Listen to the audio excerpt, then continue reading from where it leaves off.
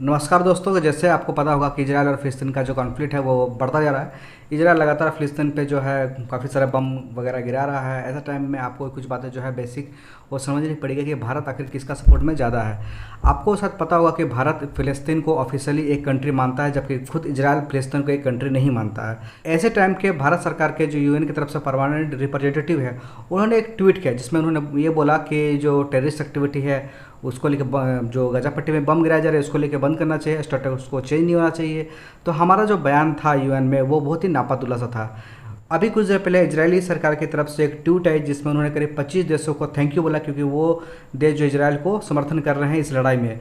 भारत का official stand क्या है इसमें, इसको लेकर के हम थोड़ा सा डिस्कशन कर रहे हैं कि अगर हम इजराइल का खुली तौर पर सपोर्ट कर देंगे तो इजराइल से लेकर के गल्फ कंट्री और हमारे जो साउथ एशियन कंट्री है वहाँ पर हम इंडियन को लेकर थोड़ा बहुत प्रॉब्लम हो सकती है, जो कि भारत ऐसा नहीं चाहता कि ये इस टाइम पे भारत पे कोई भी अलग देश अलग तरह का कोई प्रेशर बना दे।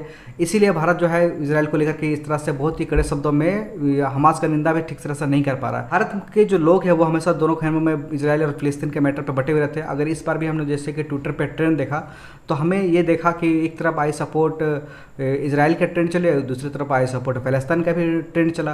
तो ऐसे में एक देश के तौर पे भारत को ये समझना पड़ेगा कि वो कब फिलिस्तीन को पूरे अच्छे से एज ए कंट्री के रूप में सपोर्ट करते हुए उसे जितने भी मदद देती है, आर्थिक मदद देती है भारत सरकार फिलिस्तीनियों को, ऐसे में भारत सरकार को एक क्लियर स्टैंड रखना पड़ेगा ताकि दोनों देशों के बीच में जो बैलेंस लगा के जो हम चल रहे हैं उसको कितने अच्छा से हम मैनेज कर पाते हैं। अभी फिलहाल के लिए इजराइल की तरफ से एक जो ट्वीट डाली गई उसमें तो भारत का तस्वीर कहीं नहीं थी।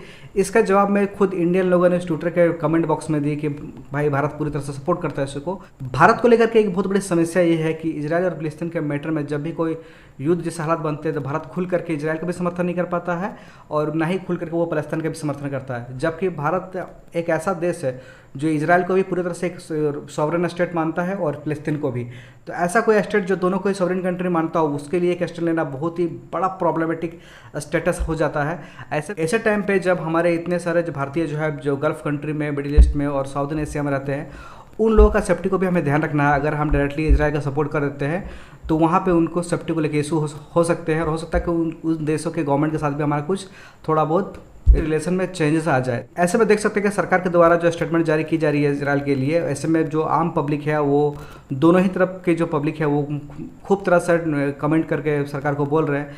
जो प्रो पैलेस्टाइन जो समर्थक है वो भी खूब सरकार को बोल रहे हैं कि आप फ़लस्तीन के समर्थन में नहीं बोल रहे, और जो प्रो इजरायली समर्थक है उनके लिए भी सरकार कुछ नहीं बोल रही है। तो दोनों ही तरफ के लोग लगे हुए हैं, दोनों अपने अपने तरफ से सरकार पर प्रेशर बना रहे हैं। तो आगे में देखना ये होगा कि सरकार किसके प्रेशर में आगे क्या करती है। मुझे पर्सनली नहीं लगता कि सरकार जो है अपना स्टैंड बदलेगी, क्योंकि ये भारत के पक्ष में है। अगर आप कुछ सालों के पास्ट में जाओगे तो आपको पता चलेगा जब इजराइल ने खुद बोला कि उनकी वो अपनी राजधानी जेरूसलम में शिफ्ट कर रहे हैं, तब भारत सरकार ने ऑफिशियल बोला कि भाई भारत जेरूसलम को में जो इजराइल की राजधानी है उसे एक्सेप्ट नहीं करता और वो आज भी पुराने राजधानी को ही मानेगा। ऐसे में अगर आप देखो तो इजराइल में जब भी कोई यूएन में बड़ा रेजोल्यूशन आया है तो भारत उसका कई जगह पर उसका समर्थन नहीं किया है। तो ऐसे में अगर इस टाइम पे भी अगर आप ये सोच रहे हैं कि भारत इजराइल का पूरा खुल के समर्थन करेगा तो आप गलत है। भारत कभी भी इजराइल को इतने खुल के समर्थन करेगा नहीं। हाँ, हो सकता है बैक चैनल जो है भारत उसका खूब तरह से समर्थन किया हो और ये भारत के जितने भी बड़े बड़े जो डिप्लोमेट्स हैं वो इस टॉपिक पे ज़्यादा कुछ बोल नहीं रहे हैं। बस जो यूएन के परमानेंट रिप्रेजेंटेटिव है उनकी तरफ से ही जो भी बातें हैं वो बताई जा रही है। तो ऐसे में आपको समझना ये होगा कि भारत और इजराइल फ़लस्तीन का जो रिलेशन है वो बहुत ही सेंसिटिव है और भारत इस पर फूक फूक के कदम चल रहा है। तो इस तरह के वीडियो के लिए बने रहे, हमारे साथ सब्सक्राइब करते रहे, फॉलो कर लिया। अगर हम सोशल मीडिया पे हमें फॉलो नहीं करते वहाँ जगह फॉलो कर लिया। अगर इस तरह का कोई भी कंटेंट आपको लगता है कि इस पर डिस्कस करनी चाहिए तो आप हमें मैसेज कर सकते हैं।